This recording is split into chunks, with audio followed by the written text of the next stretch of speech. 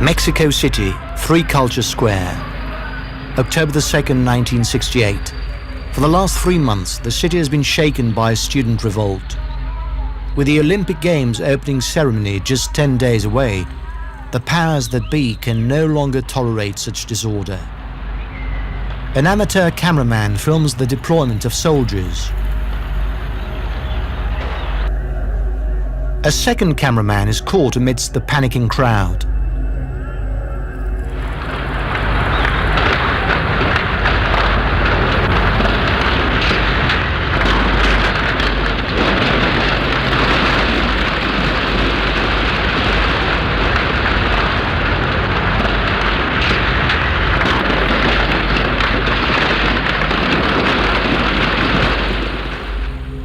The first soldiers to reach the square hit the deck, surprised by the intensity of the gunfire triggered by their comrades, positioned behind them on the roofs of the buildings.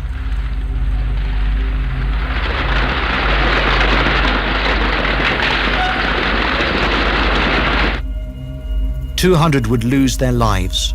The massacre puts an end to the revolt once and for all." But for the authorities, resorting to the military is never a guarantee of success. Ordering soldiers to fire on their own people is a risky decision that doesn't always resolve the rebellion.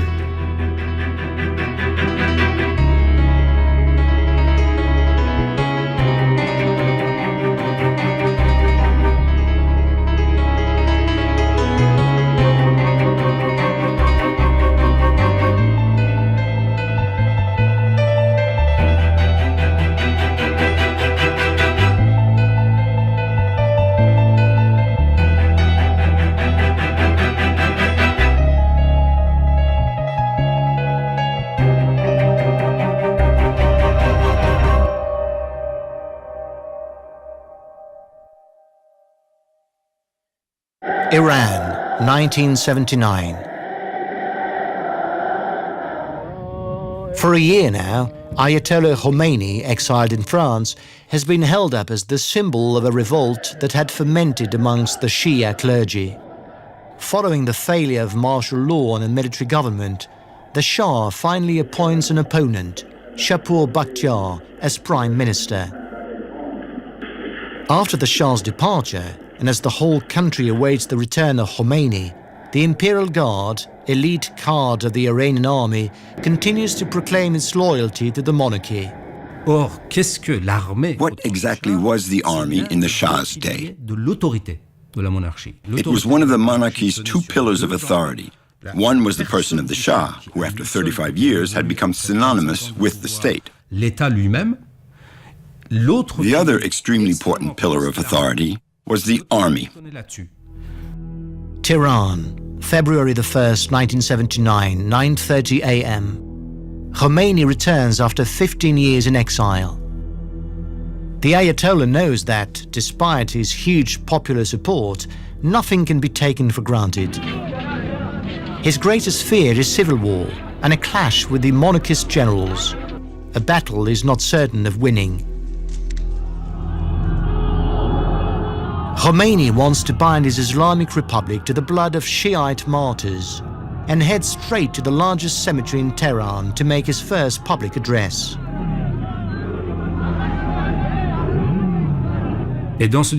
And in this founding speech, he declares that he will found his own state, that the existing state is illegal and illegitimate.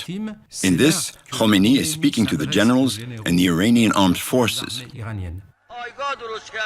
And Khomeini declares, "We want our army to be independent. Generals, do you want to be independent or would you rather be lackeys? Listen to me and join the people." 3 days later, on February the 5th, Khomeini, who had declared the Shah's prime minister illegal, takes action.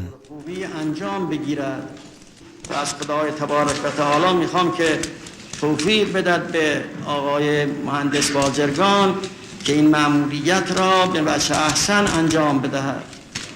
As if Shapur Bakhtiar didn't exist, Khomeini had just appointed his own prime minister, Mehdi Bazargan. Iran now has 2 prime ministers. On February the 8th, after Air Force officers publicly proclaimed their allegiance to Khomeini, the low ranks joined the pro-Bazargan and anti-Bakhtiar demonstrations.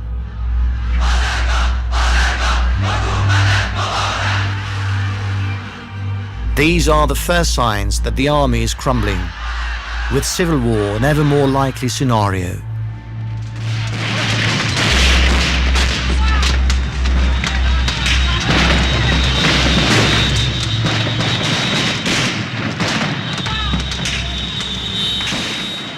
On February the 10th, Tehran wakes to chaos.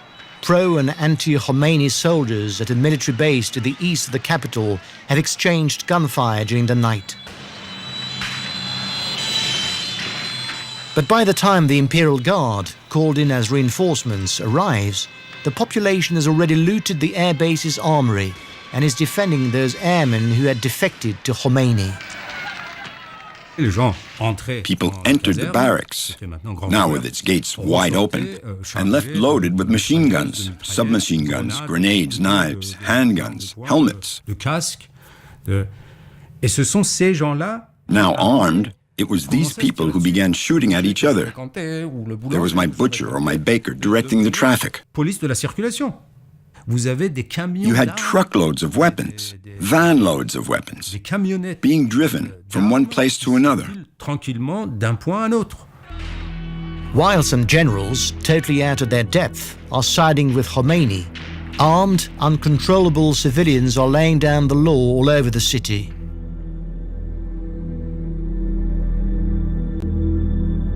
The rebels also seized the main barracks, police stations, arms depots, the parliament, radio and television.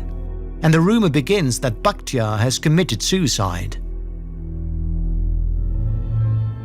But the reality is that in a bid to impose his authority, Shapur Bakhtiar orders the army to arrest Khomeini and 200 of his partisans. The next day, February the 11th, the generals who have to respond to the order of the Shah's Prime Minister meet at the Supreme Council. The council brought together around 20 generals and commanders of the Iranian armed forces. On the agenda was the position to be adopted by the army. The council ended with that famous communique declaring the army's neutrality. That marked the collapse of the Iranian monarchy. By declaring its neutrality, the army avoids a civil war, but leaves Shapur Bakhtiar without any support. His only solution is to flee. Khomeini declares that from now on, anyone who abuses power will be treated as an enemy of the revolution, and the arms being moved around Tehran gradually fall under the control of his followers. In Iran, a sequence of unpredictable events culminated in the army's neutrality and enabled Khomeini to seize power. Iran has now entered a process to ensure a monopoly of power. Khomeini will begin by executing all the generals who had declared themselves neutral and displaying their remains before the world's press. Then he will systematically eradicate all forms of dissidence, including political groups which once supported him. From then on, nobody would be in a position to mount any effective opposition to Khomeini. The Iranian revolt is over, and the new Islamic Republic will continue to this day to shake up international relations.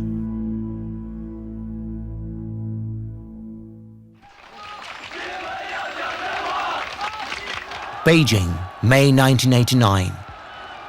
By occupying Tiananmen Square and beginning a hunger strike, students spread their revolt to the whole of China. While the Chinese authorities were openly divided over the course of action to take, Prime Minister Li Peng declared martial law. On May the 20th, to general surprise, unarmed troops sent to clear the square were stopped by the inhabitants of Beijing.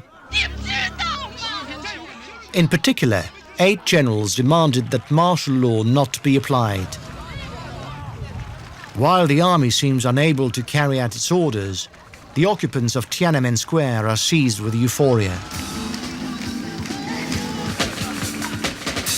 At this point, both Wang Dan and Wei Kai-chi began wondering how they could get out of this, how far they could go, and what to do.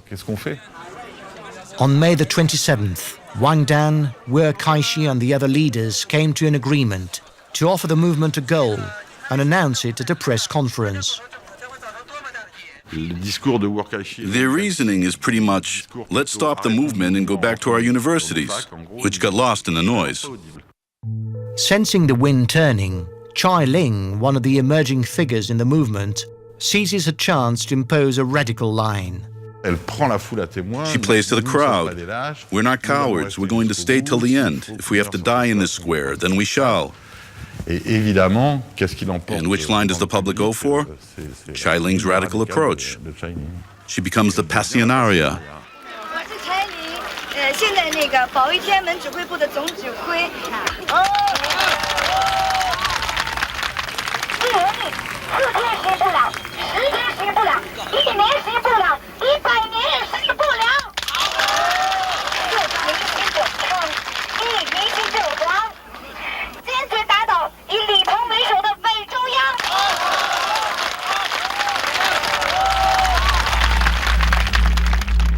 Chai Ling's Never Say Die speech also pushes the buttons of China's collective history. The last time blood flowed on Tiananmen Square, the leaders were overthrown. Wei Kai-chi and Wang Dan have just been submerged by an uncontrollable radical current. They have now lost all influence over the square's occupants.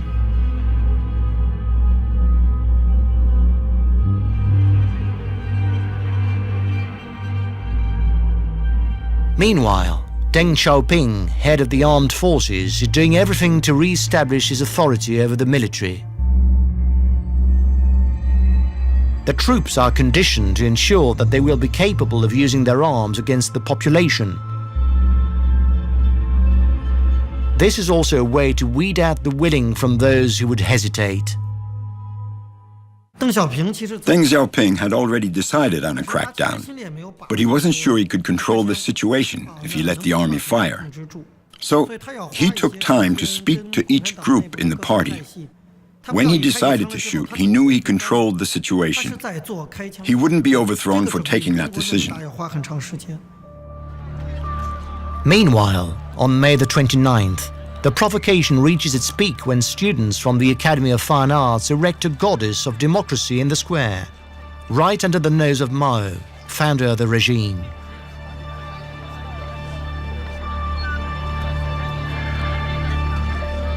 On June the 2nd, when Tiananmen Square is packed with people, the military informed Chinese leaders that they are ready to intervene. From June the 2nd, 2 days before the real attack, soldiers began taking up more visible positions throughout Beijing. The troops wear helmets but are unarmed. So begins the first phase of intimidation, which will continue through the next day. And then there's an atmosphere. There's a feeling of riot in the air. All day long there have been clashes, sometimes between soldiers and a few civilians, and civilians who aren't students, but who you could call rioters, just guys who are looking for a fight. By the end of the afternoon, the unarmed troops have pulled out. And to me, there was one moment that was a turning point. There's a crossroad in Mushidi, which is 8 kilometers from Tiananmen Square, which was occupied by students with the crowd behind them. And 2 bus drivers had parked their buses across the road. And I can see 2 columns of soldiers marching up, all shooting from the hip. Now it's 10:30 in the evening on June 3rd.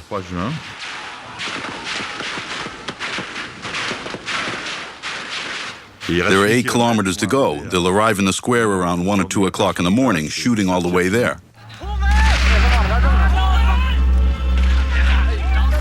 By 1 o'clock in the morning, the army has cleared a way to Tiananmen Square by shooting all those who dared to stand in its way.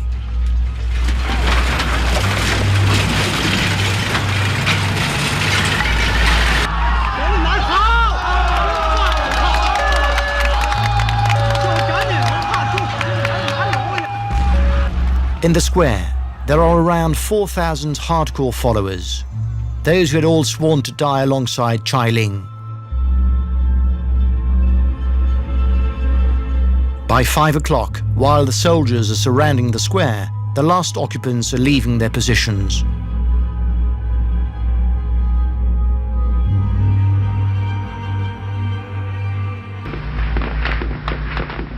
On June the 4th, 1989, the soldiers control Beijing, and the shooting continues for several days.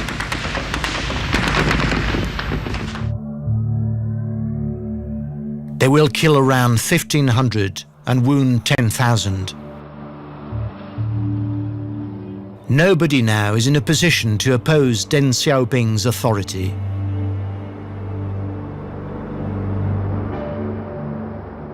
By healing its internal rifts and by taking the army in hand, the Chinese Communist Party has brought a revolt that had lasted 6 weeks to a bloody and final end. The Communist Party sought to spread fear. Its aim wasn't just to take over the square. It wanted to scare people and thus maintain power. Deng Xiaoping said it could last for another 20 years. It's been longer than that.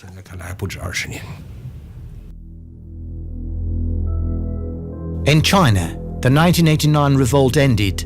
Until now, all thoughts of the communist regime's political evolution, even though the country goes on to fully embrace the free market economy, becoming the second economic global power.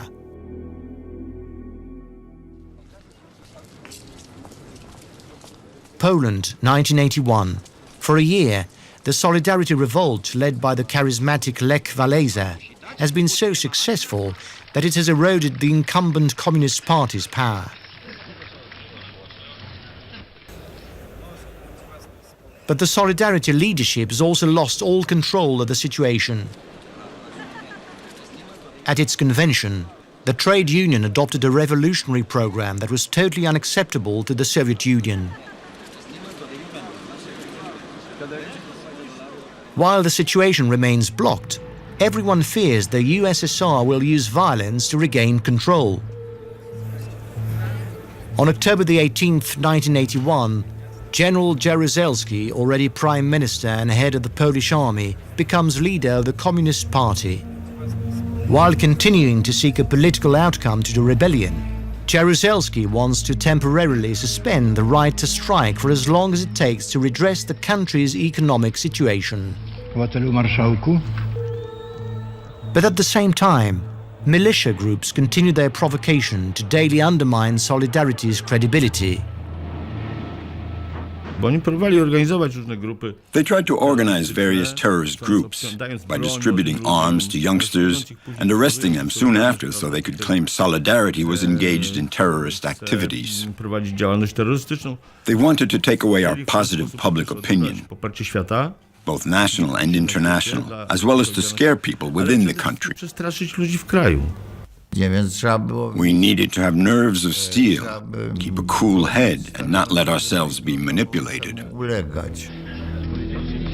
With no one controlling events, the leaders of Solidarity try to anticipate Jaruzelski's next action. Some think he's paralyzed and will do nothing. In the evening of December the 12th, 1981, Solidarity's leaders have returned to their hotel near Gdansk after a long day of meetings. We were sitting in the bar. We were tired. The telephones had been cut at 10 o'clock in the evening. And telexes, which were common at the time, were also cut off. Around 11 o'clock, we heard that the cops were arresting members of the National Commission in the town. We saw through the window that the cops were surrounding the Grand Hotel. It was impressive, like a huge swarm of ants had appeared on the beach. The cops came up through the hotel, floor by floor, and went into every room. checking documents, arresting everyone on their list, and sending them down to the police cars. The militiamen who'd arrested us left a strange impression as they began to turn the room upside down and empty the drawers as if they were looking for weapons. Those people were obviously told that members of Solidarity may be armed and a threat, people from the party. They were like men frozen in time, who had no idea what solidarity was, as if they had been stored in freezers until they were dropped upon us. However, just a few national leaders did escape the trap, like Bogdan Lis, who lives in Gdansk. I emptied the house of everything. All my documents, photos. I put everything in a bag, loaded it into the car, and went to seek refuge in my secret apartment in Gdynia. During that same night, 5,000 Solidarity officers are arrested by the riot squad, as already the army is fanning out across the country. Operation W for Wojna, or war in Polish, comes as a shock to everyone. Neither the leaders of the Communist Party nor the senior civil servants had been informed. It was an operation which depended on the only institution spared by the rebellion, the Polish army, which boasted some 350,000 men and 3,500 armored vehicles. At 6 o'clock in the morning, Jaruzelski appears on television and reads a long communiqué which is then distributed to the world's press agencies.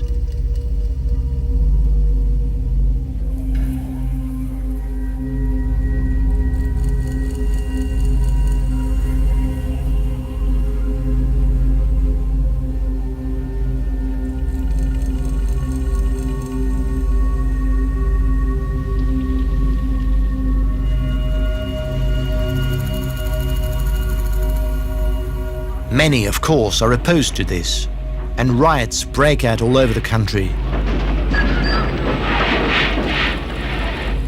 But nobody is in any position to oppose Jaruzelski's action.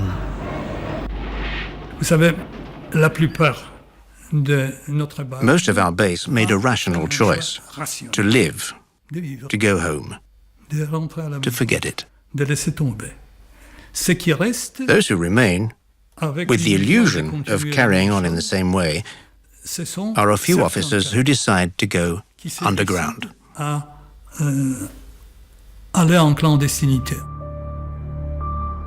Solidarity's rebellion is over.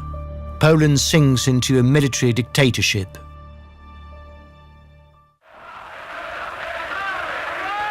Paris, May 1968. The students' revolt, which began 1 month earlier, has triggered the largest general strike the country has ever known. The head of state, General de Gaulle, has disappeared. Prime Minister Pompidou, fearing a power play by the communists, mobilizes the tanks around Paris. On May the 29th, the Republic is on the brink of collapse. De Gaulle went to Baden-Baden, to the headquarters of the French troops in Germany, commanded by General Massu. Massu is a long-time Gaullist. He's a career soldier, victor of the Battle of Algiers. He's also the man to whom de Gaulle owes his return to power in 1958. Years later, Massu gives his account of the scene. Alighting from the helicopter, a completely distraught and depressed de Gaulle announces, "It's over. The communists have totally paralyzed the country. I have nothing left to command, so I'm stepping down." For an hour, Massu boosts de Gaulle's morale and assures him of the army's unfailing support. The head of state, ready to fight again, decides to go home to Colombey. De Gaulle, who'd been through June 18th, 1940, who led France to war, who'd quelled the soldiers' revolt in Algeria in dramatic circumstances. We knew he was a man ready for anything, whether wielding authority or force. And the fact that he left to go and see the army and then returned sowed a kind of terror in the minds of all those backing the revolt. Meanwhile, Pompidou is furious at being left in the dark. The next day, just before the Council of Ministers, he tenders his resignation just as de Gaulle is telling him he once again intends to offer the people a referendum in a speech planned for that afternoon. And Pompidou tells him, "I'll take back my resignation." Those are the terms he used to me. "I'll take back my resignation if you give up your referendum." Very well, says de Gaulle. He took his speech, crossed out the 2 lines about the referendum, and wrote in legislative elections. And then he said, "Happy now?" "Yes, yes, fine." And there you have it. So it's no longer a referendum, but the dissolution of the National Assembly that de Gaulle has to announce. A demonstration of support for the Gaullists is planned at the same time. Some were reticent, saying, "Oh, it'll lead to more trouble. God knows what will happen. And what if no one comes? Only 10 or 15,000 maybe."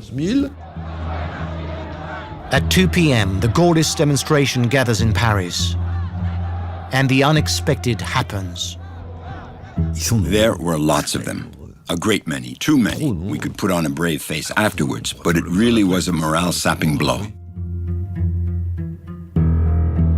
At 4:30 p.m., de Gaulle makes his speech to the nation, and the whole of France learns of his secret flight to Baden-Baden. Françaises, Français, j'ai pris mes résolutions. Dans les circonstances présentes, je ne me retirerai pas. Je ne changerai pas le Premier ministre. Je dissous aujourd'hui l'Assemblée nationale. Si donc cette situation de force se maintient, je devrais, pour maintenir la République, prendre, conformément à la Constitution, d'autres voies que le scrutin immédiat du pays. The different methods referred to by de Gaulle in his speech mean the use of special powers and the army. By brandishing the threat of military repression, pronouncing the dissolution of the National Assembly, and enjoying massive support from the street, de Gaulle has just shifted the balance of power from all who could oppose him. The parliamentary opposition, including the communists, all the unions, including the CGT, have the choice between getting behind democratic elections or taking the risk of going up against the French army. The way we read it immediately was that the game was over. We felt that he had now restored the balance of power, and that a certain weariness was taking root in the population. It was all becoming counterproductive, and it was time to organize an orderly retreat so as to one day fight again on more classical battlefields, such as the unions, associations, and elections. Work resumes inexorably. On June the 17th, 80% of workers at Renault's Billancourt factory, a CGT fortress, vote to return to work. The general strike is over. Of course, many are in disagreement, but nobody has sufficient strength to effectively contest a decision imposed by de Gaulle. Alors, tes camarades, tout le monde a décidé de rentrer. Non, moi je rentrerai pas, non, je rentrerai pas là-dedans. Ça, je mettrai plus les pieds dans cette tôle, là. Vous rentrez-y, vous allez voir quel bordel que c'est. On est dégueulasse jusqu'à là, on est toutes noires, hein, faut le voir, vous. Bien sûr, les bonnes femmes qui sont dans les bureaux, elles s'en foutent, là. Faillotte avec le patron, c'est tout ce qu'elle cherche faire, de toute façon, alors. On va pas tout résoudre aujourd'hui. On va y arriver, l'imposer. De toute façon, c'est fini, maintenant, on pourra plus rien avoir. C'est pas vrai, pas avec le patron, avec... Tu disais ça il y a 3 semaines, plus un jour. C'est une étape, c'est pas... oui. C'est pas fini. Il sait bien ce qu'il a perdu, lui, va te faire pas. C'est pas fini, c'est une étape. On répète, les gens de chez Vendeur, rentrez, reprendre votre travail tranquillement. C'est ça. Une semaine en moins.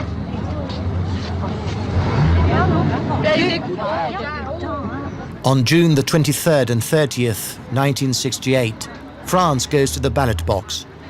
the Gaullists and the right secure 80% of seats in the assembly, inflicting the left's worst defeat since 1920. The French Revolution of 1968 ended as suddenly and unpredictably as it had begun. The authorities seemed stronger than ever. But de Gaulle will persist in wanting a referendum to reforge the bond between himself and the French people. When finally the vote takes place on April the 27th, 1969, he will be denied by 52% of the votes cast and will resign the next day.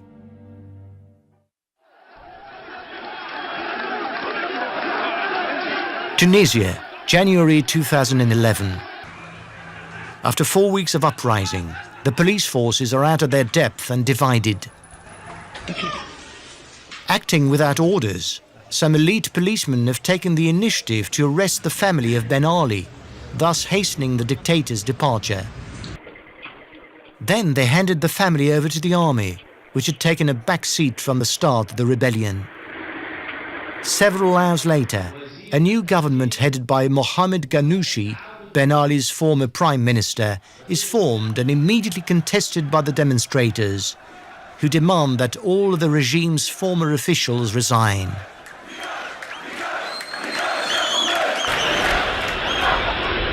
By January the 21st, even the Tunisian police has begun to demonstrate. Particularly affected by the institutional uncertainty, it fears purges and also seeks to defend its position in the future regime, whatever that may be. For now, the only institution spared by the revolt is the Tunisian army, a small force of 2,000 men that the powers that be have always kept at a distance from politics. But now the powers that be were no more. No minister or prime minister could speak on behalf of the state. The army intervenes only rarely, when the police's situation prevents them from keeping order. The army obviously is in favor of the state institutions remaining. On January the 24th, 2011, General Rachid Ammar, head of the Tunisian army, breaks his silence and tries to end the chaos. قوات مسلحة لا بد أن نكون ملازمين اليقظة والحذر يا أولادي راعي ثورتنا ثورتكم أنتم ثورة الشباب راعي مش تضيع. General Ammar delivers 4 messages. 1. The army will remain faithful to Tunisian institutions. 2. The army will be the guarantor of the revolution. 3. Peaceful demonstrations will not be repressed. And 4. The people must leave the square and let the government work. The next day, January the 25th, it is the turn of those who are scared by the disorder to mobilize. They demonstrate for the demonstrations to cease, which only adds to the chaos. C'est qu'on aimerait qu'il y ait une stabilité dans le pays, qu'on puisse retourner au travail, que les enfants puissent retourner à l'école. 5 days later, January the 30th, 2011, another Ghanouchi, Rached Ghanouchi, head of the Islamist Ennahda party, returns from 22 years in exile. The Islamists walk straight into the competition for power. And Ennahda, as well as a good slice of the country's secular forces, reach agreement to hold the election of a national constituent assembly. Now, the constant and often violent demonstrations are augmented by the mobilization of every political faction. Electoral competition whets the appetite, and in the space of a few months, 80 political parties are formed. But people's eyes are on the opposition between the two main forces. Le débat politique et intellectuel. The political and intellectual debate has been totally formatted to fit the secular Islamist opposition. That same paradigm has also relegated the revolution's social demands to the back burner. So the political battle has taken place in this register. On October the 23rd, 2011, 9 months after Ben Ali's departure, Tunisians vote freely for the first time in their history. No, it's not about fear. It's about competition, rivalry. This is the way it happens in every democratic country. Two major movements competing for the future of their country. I hope there'll be a democratic majority to govern, and there'll be an Islamist opposition, or vice versa. But in either case, democracy will rule. This representative of the secular camp hopes that, whatever the result, the elections will end the uncertainty and restore order. Ennahda, far and away the best organized party, wins the day. But with 35% of the vote, the Islamists are forced to form a coalition with two secular parties to govern the country. In winning the ballot, they thought that electoral legitimacy would give them carte blanche and the lion's share of power. Yet in fact, whole sectors of Tunisian society are resistant to Ennahda. The Tunisian public administration, the media, the Tunisian justice system. On top of this inability to govern, there are disagreements as to the place of God in the future regime, and the recently elected assembly cannot manage to write the new constitution. Our constituent assembly is... I don't honestly know if it's good for anything. The provisional constitution is anything but a constitution. It's not even a draft constitution. For months on end, the chaos continues. In May 2012, we witness a radical Islamist offensive. The Salafists are cranking up the level of violence in Tunisia still further.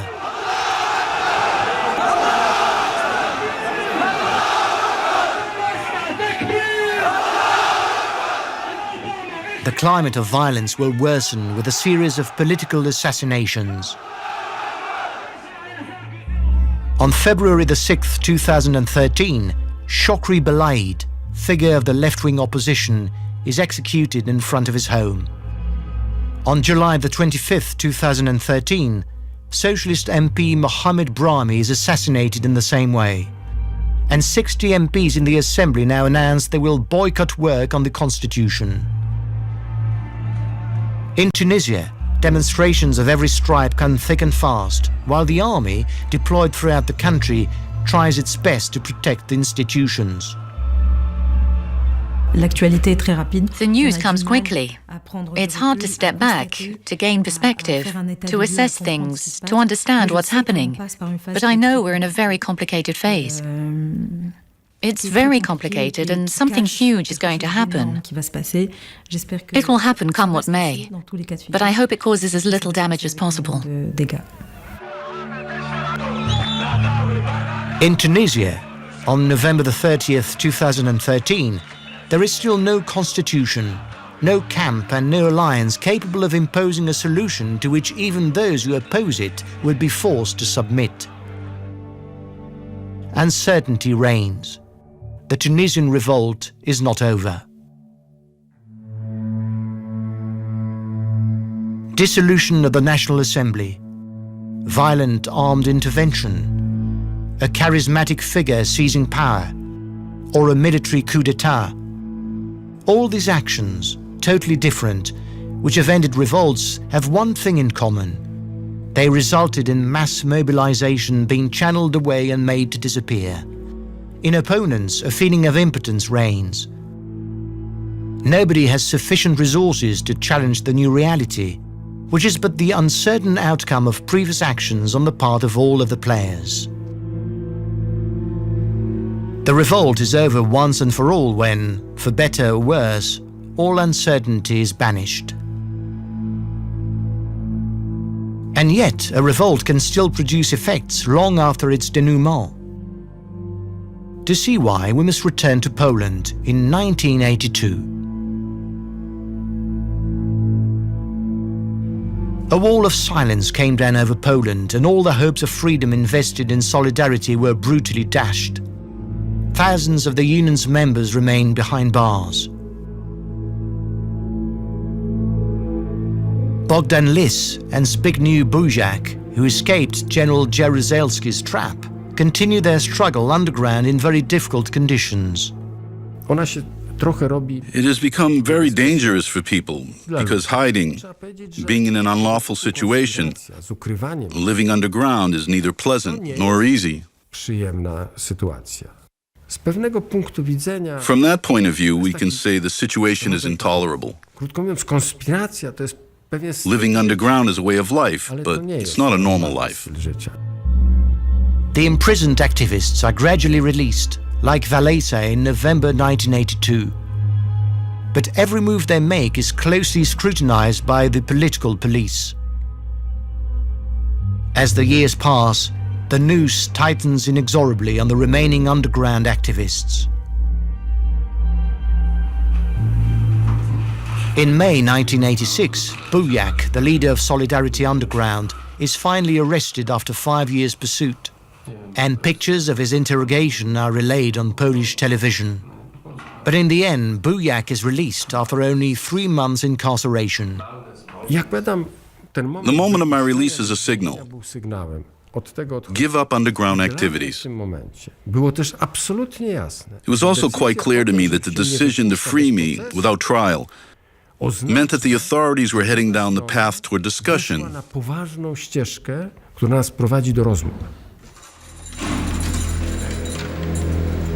On August the 11th, 1986, long-time dissident Adam Michnik is released. He's one of the Solidarity strategists, as well as a leading expert on the Soviet Union. When we met up, he said, a process is being implemented in Russia. We don't know what effects it will have or how it will end, but it's just started and will be far-reaching. And that process will begin with the word glasnost. Indeed, the international situation has changed. In March 1985, Gorbachev, the new leader of the Soviet Union, reckons that to reform an economic system that has run out of gas requires political reforms. So Gorbachev launches glasnost, usually translated by openness or transparency. Since the end of 1985, when Gorbachev told the leaders of the Eastern Bloc nations they should no longer count on the presence or the use of force by the Soviet Union to protect their regime and their system, that was, in a certain sense, an invitation to follow the changes and transformations, the process of opening up their own society.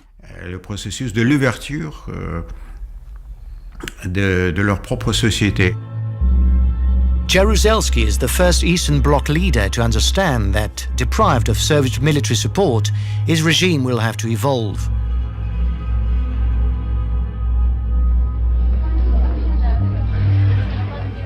Two years later, the Polish economy hits rock bottom. In 1988, several waves of hardline strikes shake Poland once more, particularly at the naval shipyards in Gdansk, birthplace of the 1980 revolt. Komuna dla mnie to jest zaraza.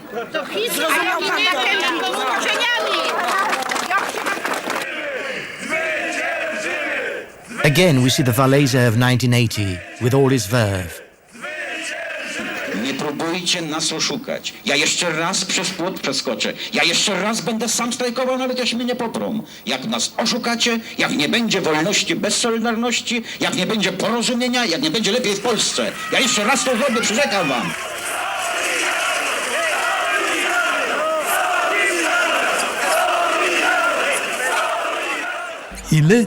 He is a custodian of the myth. And as the myth has a magical influence over the attitude of Poles, you must negotiate with him and his companions. On February the 6th, 1989, negotiations between Solidarity and the authorities begin at the presidential palace. In line with the glasnost advocated by Gorbachev, Jaruzelski has accepted that, in addition to economic issues, political reform is also on the table. Negotiations between the Communist Party delegates we see here and those of Solidarity begin in a tense, heavy climate. Jakie pieprzenie kotka młotkiem. Weźmie gazetę, to jej podstawową ambicją. Panowie, naprawdę my to mamy domyślane. Jak trzeba budować państwo policyjne, wy jesteście fachowcy. Jak trzeba budować państwo obywatelskie, to my jesteśmy fachowcy. No przyjmijmy, że to tak jest. No taka jest nasza wiedza. All the negotiators are under pressure from the demonstrators, who parade before the Council of Ministers. From week to week, the atmosphere between the two enemies becomes more relaxed. Macie świetnych ekspertów, naprawdę cenimy ich. Wydajcie im możliwość opracowania razem z nami stanowiska. Słyszeliście ten dowcip, dlaczego stół okrągły ma 8 metrów? Słyszeliście? Nie. Dlatego, że światowy rekord plucia jest 5 metrów. The negotiations last 3 months. Dobra, no widzenia. A sam każe się oszczędzać. Przyjmij to do wiadomości.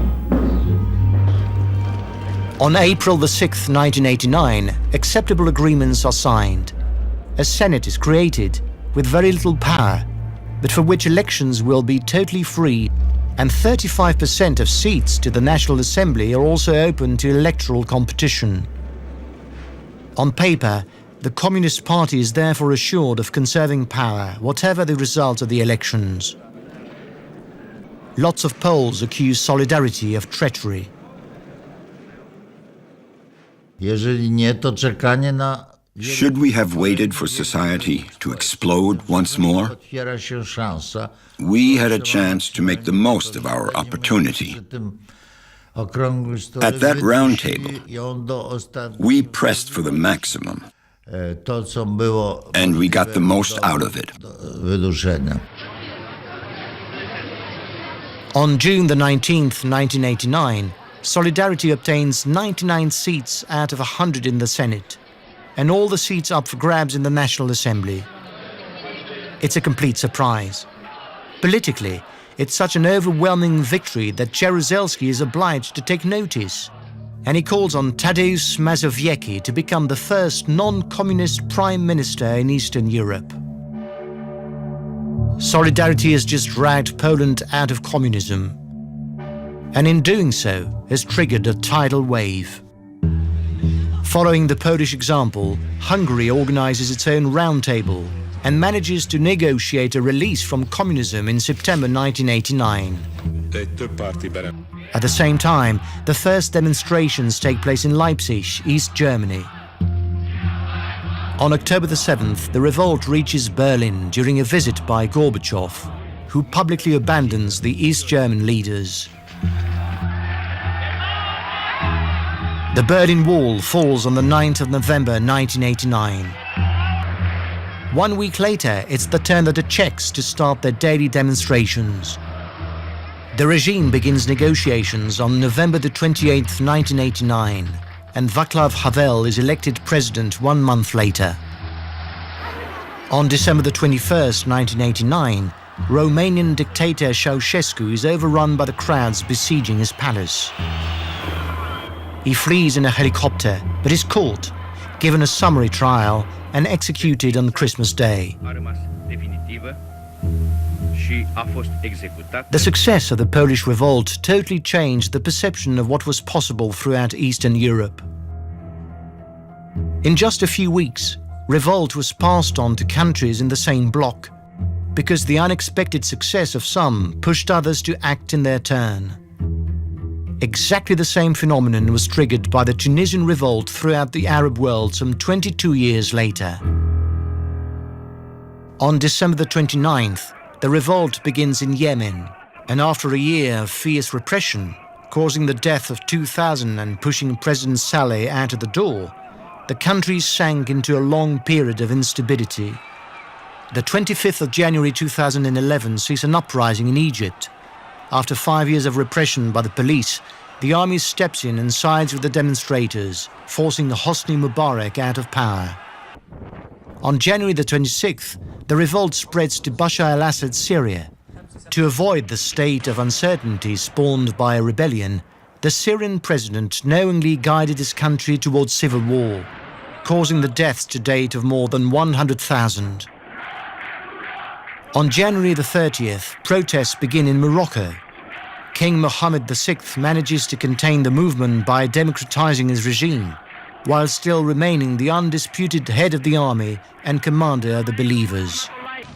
On February the 15th, the town of Benghazi in Libya rises up against Muammar Gaddafi, who sends in the army. A Franco-British air operation under UN mandate contributes to a victory for the rebels. The fleeing Gaddafi is captured, lynched, then finished off on October the 20th, 2011. Revolt will always remain elusive to all those involved, even though it will radically transform the fate of individuals. Some players will be broken by the experience. Others will emerge safe and sound, perhaps even stronger. And when the revolt is over, whatever its outcome, it will leave indelible traces throughout the whole of society. There is always one revolt pending. The only certainty is that it will take everybody by surprise. It could happen anywhere and at any time.